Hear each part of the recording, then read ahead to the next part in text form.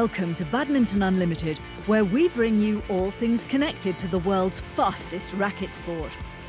Coming up, we speak to Mark Alcala, who tells us about his move to the United States in the hope of making it to badminton's biggest stage. At first, it wasn't easy to adjust the culture, and it helps me a lot, and it gives me hope to play for Olympics, and because in Asia it's very competitive.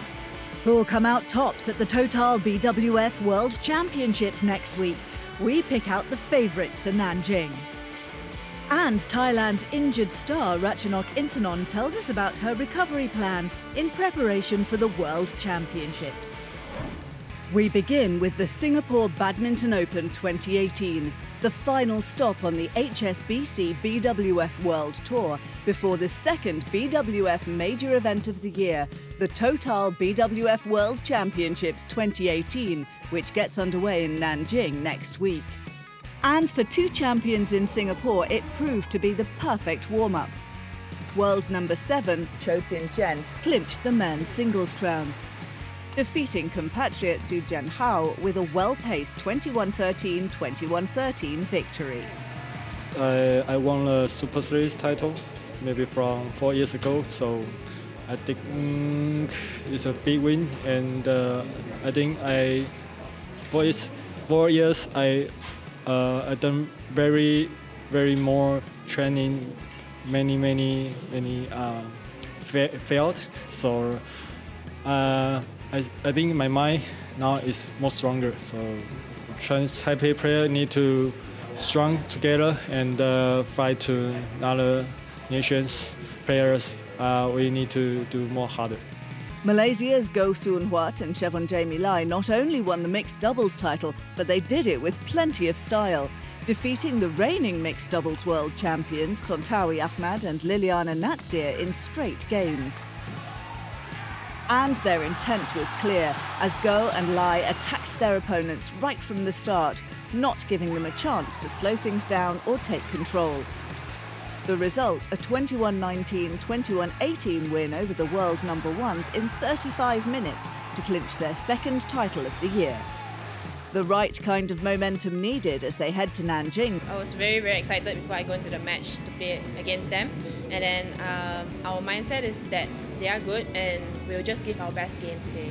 They have more experience than us, so we just our game plan is keep attacking. Yeah. In women's singles, Sayaka Takahashi became Japan's first player to win the category in Singapore. The fifth seed saved 4 game points in a tense opener and then romped away at 9-9 in the second game to beat Gao Fangjie of China 25-23, 21-14 in 47 minutes. Takahashi, who turns 26 next Sunday, gave herself an early birthday gift, winning her third title of the year in 4 finals. やっぱり今回のシンガポールオープンは何が何でも優勝したいっていう気持ちもすごいあって、でもコンディションが自分の中ではあんまり良くなかったんですけど、本当にその悪いコンディションの中でも勝ちきれたっていうことは少しでも自分の自信になりましたし、本当に今回優勝することができて、また次の週にも次は開催地が日本っていうことで秋田マスターズも来週あるので、本当にそれに向けてまた一から頑張りたいと思います。Following Takahashi's victory, 2 Japanese women's doubles pairs battled for the title in what was the longest match on finals day. Ayako Sakuramoto and Yukiko Takahata fought back from a game down to conquer fellow countrywomen Nami Matsuyama and Chiharu Shida 16-21, 24-22, 21-13 in an hour and 10 minutes to lift their 5th HSBC BWF World Tour title of the year and first Singapore Open crown. The win ensured the Japanese duo kept their amazing streak intact. They're the only players to be undefeated this year. 自分たち自身も多分すごいこんなに取れるとは正直思ってなかったので、嬉しいんですけど、嬉しいし自信にはなるんですけど、ここで満足しないでさらに上を目指して頑張っていきたいっていう向上心が今すごいあるので、また頑張りたいと思います。Meanwhile, the shortest match of the day came in the men's doubles. Veteran duo Hendra Setiawan and Mohamed Arsan made short work of Ou Zheni and Run Xiang Yu with a straight games win in 30 minutes. The Indonesians, who'd not dropped a game through the duration of the tournament, maintained their consistency in the final as they whizzed past their younger Chinese opponents 21-13, 21-19. The victory handed the Indonesians their first title of the year. Buat pertandingan hari ini kita senang ya, udah bisa menang, udah bisa juara, udah kira-kira berapa tahun yang lalu lah kita berdua belum pernah juara lagi kan, jadi kita sekarang bisa juara dan kita gembira. Dan untuk pertandingan tadi emang walaupun kelihatannya apa ya, memang nggak mudah ya. Buat kita juga nggak mudah, kita harus tetap fokus terus supaya jangan mereka berkembang. Yang tadi Hasan bilang ya, ini mungkin setelah berapa tahun kita nggak juara kan. Ya ini pertama kali kita juara, semoga bisa menambah kepercayaan diri kita ke depannya. Hi, my name is Mark Alcala and I'm 18 years old. I started playing when I was 7 years old and now I'm playing for USA. Born in the Philippines, Mark Alcala has won every badminton competition he's competed in at every national level in his native country. That includes the Philippines National Men's Singles Open division at just 14 years old. Mark was unbeatable in the Philippines, but in order to improve and to pursue his dream of playing in the Olympics, his father, who's also his coach, decided to move the family to the United States. It's not difficult to guess where Mark's interest in badminton came from. When I was around 6, 7 years old, after school, my dad used to pick me up at school and then go straight to badminton court. And then watching him coach, after he coaches, he gives time to teach me and hit around with me. Of course, I'm so happy because I don't need to push them, like compared to other parents, they want to train their kids, but the kids don't want. Malvin Alcala has had plenty of experience as the former national coach of the Philippines. But when it comes to training his own son, it's a different ballgame. Very hard because, of course, as a father and as a coach, very hard sometimes, especially when I'm pushing them to give like high intensity in the training, and then you show them like very hard to catch up. So of course, sometimes they feel like crying, and of course, as a dad, of course, I feel like sad, but I need to do that in order to make them go in a higher level. It feels good that he's always with me and guiding me always and saying what are the good things and bad things, and best advice of him and always be good to people and be respectful and yes. The Alcalas moved from the Philippines to the United States in 2016 so that Mark had a higher chance of qualifying for the Olympics in the Pan Am continent. A tough decision, but one they do not regret. I saw the progress compared to the Philippines because here we have a good sparring, but it's outside, but lots of tournaments. And then we use that as a sparring for him. That tournament bring him up. In Philippines, because they're already there, and then there's no like a good sparring partner like the one that we have here.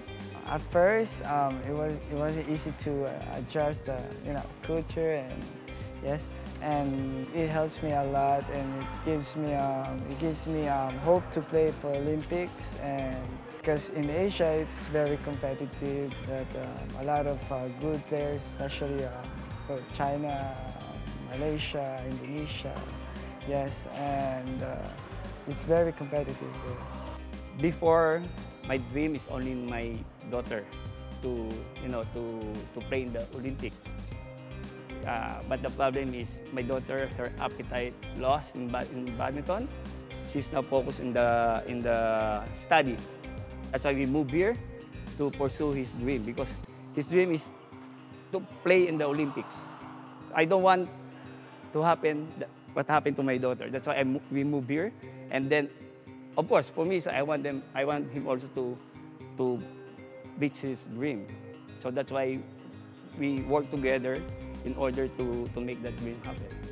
With such strong determination and conviction, as well as success at the 2017 US Nationals, which saw Mark win the men's singles crown, his Olympics dream is closer to becoming a reality. With the TOTAL BWF World Championships just around the corner, we salute one of the greatest players in our classic match this week. Chinese superstar Lin Dan is the most successful active player, having won 5 World Championships crowns. The last of which was in 2013, when his opponent Lee Chong-wei was forced to retire late in the 3rd game to hand Lin a record 5th world title. It's a good angle.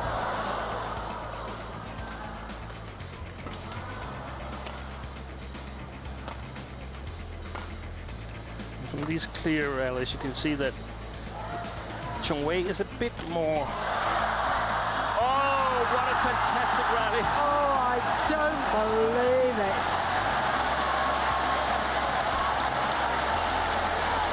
it. Pure instinct.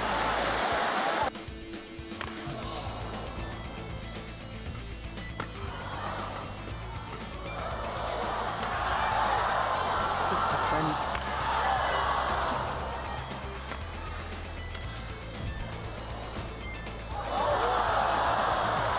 Trio by Lin Dan.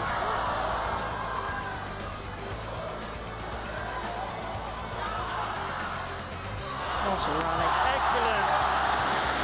It's the defending champion, Lin Dan, who has the advantage at the mid-game interval.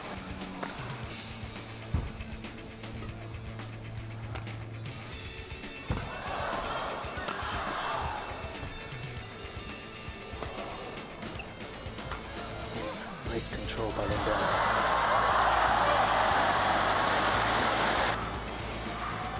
Yeah, he had a little look down. It was definitely going to land in. He was right to play it.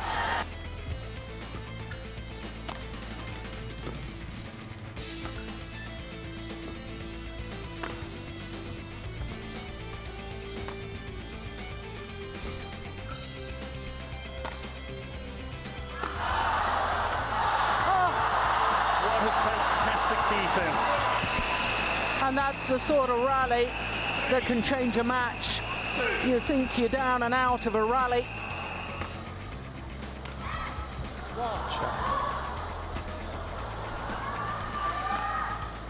Too short.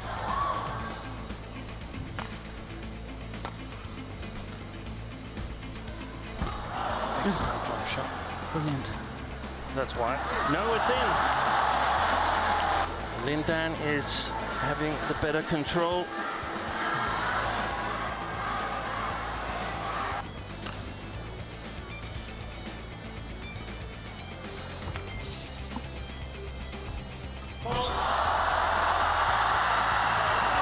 Well, Lin Dan can't believe the fault. I don't know what he's arguing about because Lee Chong-wei got it back anyway. Yeah.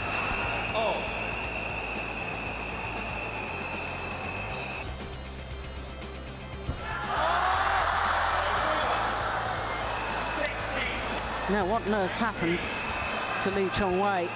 Seems to me as if he may be, yeah, I think he's cramping. Oh, he's gone.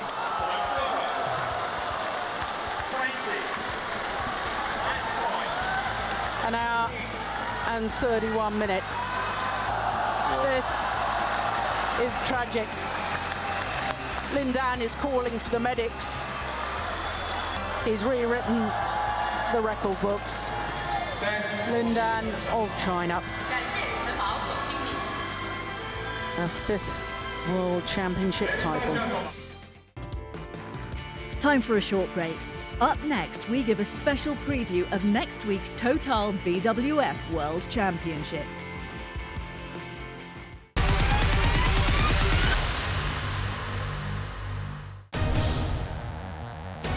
The wait is over.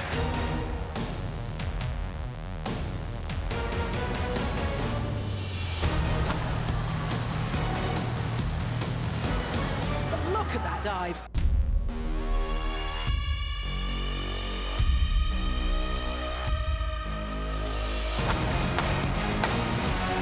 history is made.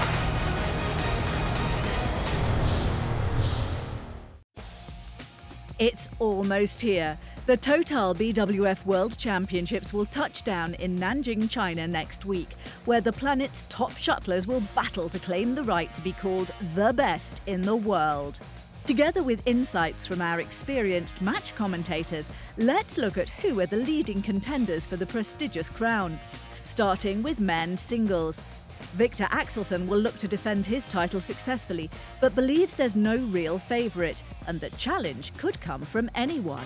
A lot of strong players, both from India, China, Indonesia, Japan. You know, I can name a lot, so I just focus on one match at a time. You know, there are too many strong players to even think about it right now. For all his incredible success in men's singles, the world title remains elusive to Malaysian ace and second seed Lee Chong-wei. The 35-year-old will hope to end the jinx this time around, but he'll need to be wary of the challenge coming from young guns such as All-England winner Xu Yuqi and Asian champion Kento Momota. Seeded 6th, the Japanese ace is in red-hot form going into the World Championships. I think Kento Momota is a hot favourite to win. He won the Asian Championships. He was undefeated at the Thomas Cup. He came second at the Malaysian Open and he won the Indonesian Open just 2 weeks ago. He's hot favourite. He's playing very, very good game at the moment. I think after him, Lee Chong-wei is the next. My big question is, can he perform outside Malaysia? And then, of course, the defending champion from Denmark, Victor Axelsen, he has had some heavy losses in the last few matches against these two players. So it will be interesting to see what kind of changes he's got to his game. In women's singles, Tai Tzu Ying has all the momentum. But even with 4 HSBC World Tour crowns and the Asian title this year, the top seed will start with a cautious approach in Nanjing. 我觉得还是要看到时候比赛的状况吧，因为毕竟那里的比赛应该大家都是第一次去，所以可能会有比较多需要适应上面的困扰吧。 India's Rio silver medalist and third seed Pusarlavi Sindhu will be determined to do one better from last year's epic championship match, where she fell against Nozomi Okuhara. The Japanese will defend her crown as the 8th seed, while China's hopes will rest on the young shoulders of Chen Yufei and He Bingzhao, who are seeded 5th and 6th respectively. Well, the favorite to win women's singles, it's a talented Tai Tzu Ying, #1 in the world. She's on a 29-match winning streak. She's won the last 5 tournaments in a row. She has so much talent, skill, deception all around. One of the best players ever, in my opinion, Nozomi Okuhara. She's seeded #8, but actually she had an injury coming up in the year. Recently at the Thailand Open, she faced PV Sindhu. She won in 2 straight games. Her stamina is incredible. Her defense, she gets everything back, but she was attacking more, and that was a little unusual. So a little bit more to her game. She's building up her confidence going into this World Championships. All eyes will be on Marcus Finaldi Gideon and Kevin Sanjaya Sukamuljo in men's doubles. With 4 titles under their belt this season, Indonesia's world #1s will be in China as strong favourites. Ya, persiapan untuk World Championship baik ya. Ya pasti kita berharap bisa melakukan yang terbaik lah di World Championship, kan kepengen banget bisa juara dunia. China's Lu Cheng and Zhang Nan begin their title defence in men's doubles as second seeds. Behind them in third are Danish veterans Matthias Bo and Karsten Mogensen, who'll hope to better their silver medal showing in 2013. Celcom Asiata Malaysia Open champions Takeshi Kimura and Keigo Sonoda are slotted in as the 5th seeded pair. I believe that Gideon and Sukamuljo from Indonesia, they're the top favourites to win. Since the World Championship last year in 2017, they have won 8 major titles. Lately at the Thomas Cup and at the Malaysian Open, they have shown some weakness, but I'm sure they are all prepared for this tournament. Next to that, I think it's the defending champions from last year, Zhang Nan and his partner Liu Cheng, I think have a very good chance. They seem to be able to perform really well under pressure. So for my take, I think these 2 pairs are the favourites. In women's doubles, defending champions Chen Qingchen and Jia Yifan are billed as the top seeds. But the Chinese duo are well aware of the big task ahead if they're to retain their world crown. 世界就是大家我觉得都可以算上世界一流的水平了，所以我们对每一个国家，他们确实都比较厉害，我们都要去学习。 Japan's strength in women's doubles is evident here. 3 of its pairs occupy the 2nd, 3rd and 4th slots in the seedings list. But having defeated Olympic champions Misaki Matsutomo and Ayaka Takahashi in the final of the Toyota Thailand Open, 5th-seeded duo Gracia Polly and partner Apriani Rahayu will begin their World Championships campaign in a confident mood. Chen Qingchen and Jia Yifan, they have a good shot again. They won last year, but to stand in the way, you have Indonesia in the quarterfinals. Great on defense for Polly, and her partner really attacks well, so they could make a difference. You have really great depth in Japan right now. Yuki Fukushima and Sayaka Hirota, number 2 in the world. They were there last year and made the finals. Very solid all around, great style, but sometimes they fall to the pressure. You saw Uber Cup, they lost to Korea, but if they play steady, they definitely have a chance. In mixed doubles, there's cause for optimism for China's Zheng Xuwei and Huang Yazhong, the number 1 seeds after they recently bagged their 2nd tour title this season in Malaysia. 对我们信心上会有一点加强嘛，因为我们上半年的比赛其实都没有拿到冠军，所以说这一站也是重新拿到冠军，对我们信心是有很大的帮助。 6th seeds and Commonwealth champions Chris and Gabrielle Adcock will look to bring England success in 2006. While Rio silver medalists Chang Pen-soon and Goh Liu-ying have a chance to make history by securing their nation's first ever world title. My prediction at the mixed doubles for the World Championship is perhaps a little bit different. I think we are going back to the All England in March, where last time we saw these 3 pairs performing to the very highest standard. Of course, it's Si Wei and Yazhong from China. And to me, I am looking forward to see how Matthias Christiansen and Christina Petersen are doing. They did really well at the All England. And of course, it's the All England winners from Japan, Watanabe and Higashino. I think these 3 pairs are really the 3 pairs to look out for in this tournament coming up. Nanjing is ready and players raring to go. This year's Total BWF World Championships has all the makings of another fascinating badminton showdown.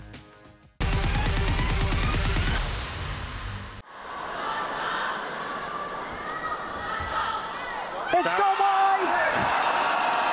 The 18-year-old from Thailand, the youngest ever world champion, the first ever world champion from Thailand.